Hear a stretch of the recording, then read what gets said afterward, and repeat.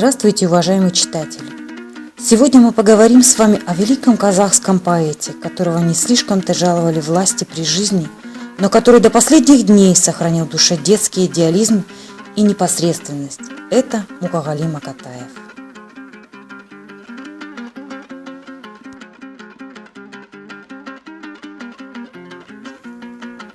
Мына дала, мына өлке жап-жас әле, адамдардың жоғалды сан жасағы. Бір үрпақ жалғасады, мына дала, мына өлке жап-жас әле. Кто же родители будущего поэта? Отец Сулеймен всю жизнь трудился на земле и лучше доли не хотел. В 1940 году его избрали председателем колхоза, а в 1941 он отправился на фронт и там погиб трагедией.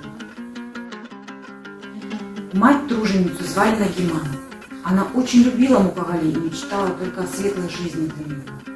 Счастливое детство мальчика, как и миллионов других детей, прервала война. Отец, покидая дом навсегда, сказал 10-летнему сыну, что ему пора взрослеть и брать на себя заботу о семье.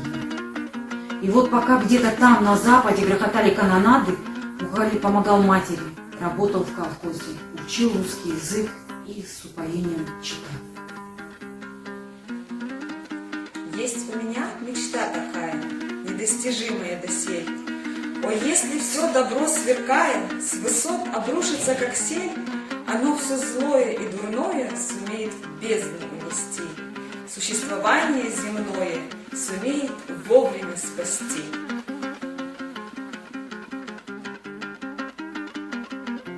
За время войны он самостоятельно выучил русский язык, а в свободное от работы время взахлеб читал классиков казахской литературы. Первую и единственную любовь Лашин он повстречал в 17 лет.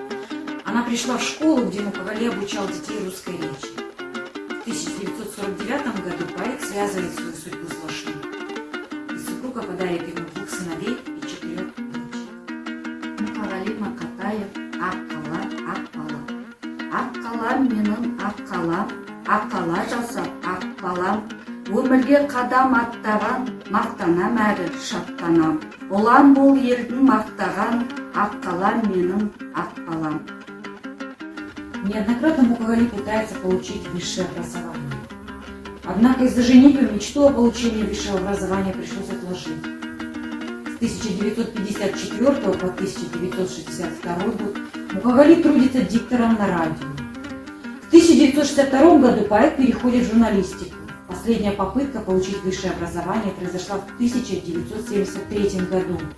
Поэта приняли в Литинститут имени Максима Горького, что в Москве. Но через год он покидает его. Виной тому состояние здоровья. Мукагали Макатаев, сборник стихотворений «Зов души». О закатное солнце, о звездная ночь, я люблю вас так страстно, что, наверное, гибель смогу превозмочь. Ведь ничто не напрасно. Жизнь моя началась из бездонных глубин. Дни едины с ночами. Ощущаю тепло даже скал, даже льдин. Корни стали ветвями. Не могу беспробудно, бессмысленно спать под иссохшей корою.